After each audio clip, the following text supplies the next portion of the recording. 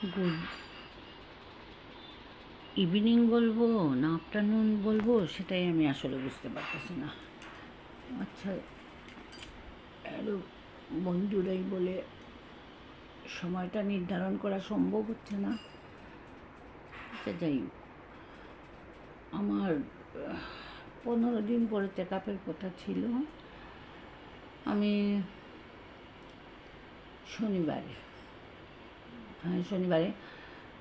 আমি ডাক্তার দেখিয়ে আসছি। ওই একটা তো ছিল, ওটা আপনাদেরকে বলেছিলাম যে হার্ট অ্যাটাক হয়েছিল, ওইটা এনজিওপ্লাস্টি করে দিয়েছে। আর একটা 100% ব্লক ছিল, ওইটা ওই সময় করে নাই। ওরা বলছে যে রিস্ক হয়ে যায়, তাই করবে না এখন। আচ্ছা, 15 দিন পরে যা দেখে তারপরে ওরা সিদ্ধান্ত দিবে কি করবে না করবে। আচ্ছা, যথারীতি 15 দিন আমার শনিবারে হয়ে গেছে। শনিবারে আমি ডাক্তারের কাছে গেলাম, কারণ ওই সময় ওদের কথা ছিল যে ওইটা 15 দিন পর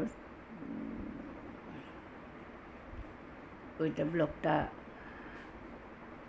কবে নাগাদ করবে, এরকম একটা কথা বলবে,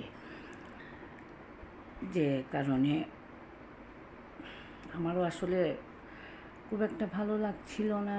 এতদিন আমি আমার মেয়েকে ছেড়ে আমি আসছি, তাই এখন করবে না, 2-3 মাস পর করবে। ওটা ওই ডিসচার্জ যেদিন দিয়েছিল ওই দিন ওরা বলছিল। তো আমার মনে মনে ছিল আচ্ছা যাই হোক, এখন যদি না করে আর পরে করলে ভালো।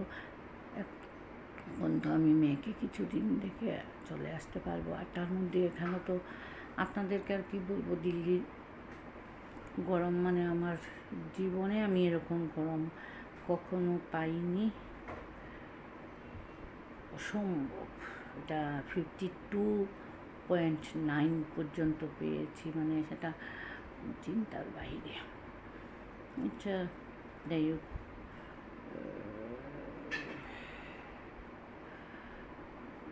শনিবারে আমি ডাক্তার দেখাতে গেছি। ডাক্তার যা যা পরীক্ষা করার কথা বলছিলেন সবগুলো পরীক্ষা করিয়ে তারপরে ওনার সাথে দেখা করলাম। ওনার সাথে দেখা করার পরে উনি বললেন তো আপনি ঠিক আছেন? ঠিক আছে। তখন আমার ভাগনা বলল যে আপনি একটা ব্লক তো, দুটো ব্লক ছিল, একটা ব্লক হার্ট অ্যাটাক হয়ে গিয়েছিলো, ওইটা আমরা করে নিয়েছি।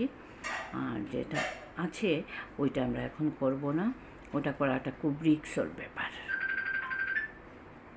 আচ্ছা, যাই হোক,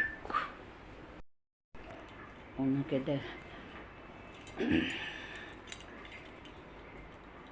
দেখানোর পর উনি বললেন যে না, আমরা তো 95% এটা করে দিয়েছি, আর 100%টা এখন আর করবো না। উনি 2 মাসের ঔষধ দিচ্ছি, খান, আর 2 মাস পরে চেক আপ করাবেন। তবে চেক আপটা উনি বলছেন যে আমাদের এখানে যে করতে হবে সেরকম কিছু না, উনি যেখানে ইচ্ছা ওইখানেই করিয়ে নিলে হবে। আর হলো যে আর যেটা রয়েছে এটা ব্লকটা একটা রিক্সার দিয়ে, তাই আমি এইটা এখন অপারেশন করব না। 100% ব্লক যেটা রয়ে গেছে এটা একটা রিক্স এই মুহূর্তে অপারেশন করাটা, আমি এটা এখন করব না। যদি কোনো অসুবিধা হয় সেই সময় দেখা যাবে। তো উনি আমাদের রিস্ক বলছেন, ঠিক আছে, কিন্তু রিস্কের কী কারণে রিস্ক, অথবা এই রিস্কটা নিয়ে আমি থাকতে হবে, ওইটার উনি কিছু বললেন না। আচ্ছা, যাই হোক, আমাকে বলছেন হ্যাঁ আপনি যেতে পারবেন দেশও, দেশে চলে যান। তা আমি অবশ্য আপাতত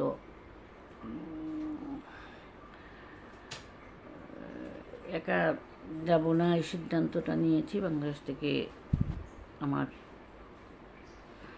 ছেলে কাউকে পাঠাবে, তারপরে আমি যাব।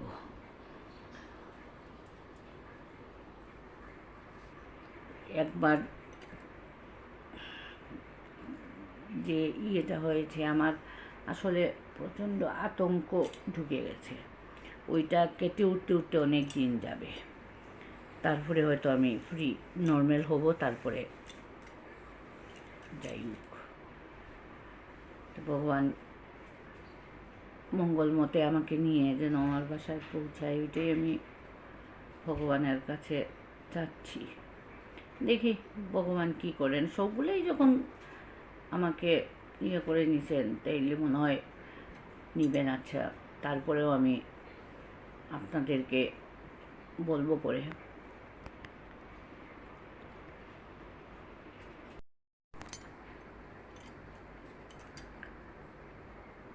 তো আজ হলো কি বার, আসলে এখানে এসে বারটা সব ভুলে গেছি। আজকে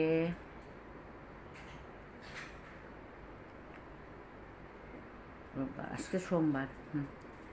সোমবার, আজকে সোমবার। আমার ছেলে ওর মামা শ্বশুর একজন ওকে পাঠাবে আমাদেরকে নিয়ে যাওয়ার জন্য। বাংলাদেশ টাইম 3টার সময় ও ঢাকা থেকে রওনা হবে, আর ইন্ডিয়াতে আসবে বিকেল 6টার সময়। আর আমাদের ফ্লাইটটা 4 তারিখ করেছি, টিকিট কাটা হয়েছে 4 তারিখ, ছেলেই কেটে দিয়েছে 4 তারিখ। দেখি কাল মঙ্গলবার 3টার সময় দিল্লি থেকে। এখন ঠাকুর বলে কোনো মতে নিজের দেশে যাই, তারপর যা হয় হবে। আর এদিকে আমাদের এদিকে ছেলে ফোন করে বলছে যে আমার আসলে দিল্লি টু ঢাকা, আর ঢাকা টু সিলেটের ফ্লাইট আছে। এখন বলছে যে সিলেটের ফ্লাইটটা হয়তো ক্যান্সেল করতে হবে, কারণ সিলেট বন্যা হচ্ছে। রানওয়েতে যদি জল থাকে তাহলে তো ফ্লাইট যাবে না। ওই বলতেছে যে আমি তার মামাকে জিজ্ঞেস করবে করে কী করা যায়। ওইগুলা কি বিভ্রাট। এবার মানে দিল্লিতে আসাটাই আমার জন্য হয়েছে। জানি না কি পরিস্থিতির মধ্যে দিয়ে আমি যাচ্ছি।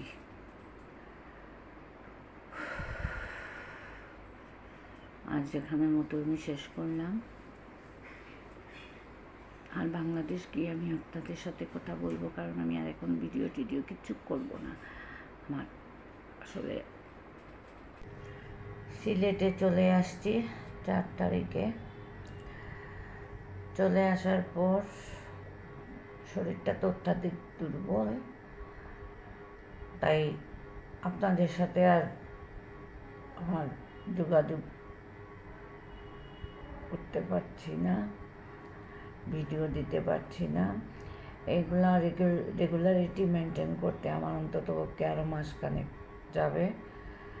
ওইভাবে মাঝে মাঝে আমি একটু একটু দিব, তারপর যা হয় হবে। দেখা যাক এখন ভগবান আমার নিজের দেশে তো নিয়ে আসছে, নিজের দেশ, নিজের জন্মভূমি, নিজের স্থান। এখানে এসে এখন অবশ্যই কিছুটা না হয় ভালোই লাগবে, আর শারীরিক অসুস্থতা ইয়েটা কাটিয়ে উঠতে অবশ্য অনেক সময় লাগবে, সেটা ঠিক। কারণ অনেক বড় ধাক্কা একটা জীবনে খেয়ে গেলাম। যদিও আমার জীবনের ধাক্কা অনেকগুলা, তারপরেও এইটা একটা মানে কি বলবো, মৃত্যুর মুখ থেকে আমি ফিরে এসেছি এইভাবে। খুব কাছ থেকে আমি মৃত্যুকে দেখেছি, সেটা আমি নির্দ্বিধায় বলতে পারবো। হয়তো ঈশ্বর আমার উপর সহায় ছিলেন, সেই জন্যই আমাকে হয়তো ফিরে পাঠিয়েছেন আবার আমার ছেলে মেয়ের কাছে। ওইটাই। আর একদিকে চিন্তা করি, ভগবান যা করেন সব মঙ্গলের জন্যই করেন। কারণ আমার যদি এই সমস্যাটা প্লেন হতো তাহলে তো বড় সমস্যা হয়ে দাঁড়াতো। আর যদি বাংলাদেশে হতো, হ্যাঁ আপনারা বলবেন আপনার এই কথাটা বলা উচিত হয় নাই, বাংলাদেশে কি ভালো ডাক্তার নাই? হ্যাঁ, ভালো ডাক্তার আছেন, কিন্তু আমাদের ডাক্তারদের যে ভালো ডাক্তার, ভালো সব কিছু আমাদের দেশে আছে, কিন্তু আমাদের ভালো ইনস্ট্রুমেন্ট, ভালো পরীক্ষা নিরীক্ষার যে স্থানটা, সেইগুলাই পাওয়া বড় কঠিন ব্যাপার। আর আমি যে সিচুয়েশনে ছিলাম, সেই সিচুয়েশনে বাংলাদেশ এসে যদি এয়ারপোর্টে হতো তাহলে হয়তো আমার ডেড বডিটা আজকে সিলেট শহরে চলে আসতো। হয়তো ভগবান চেয়েছিলেন যে না, ওর ছেলে মেয়ের ওকে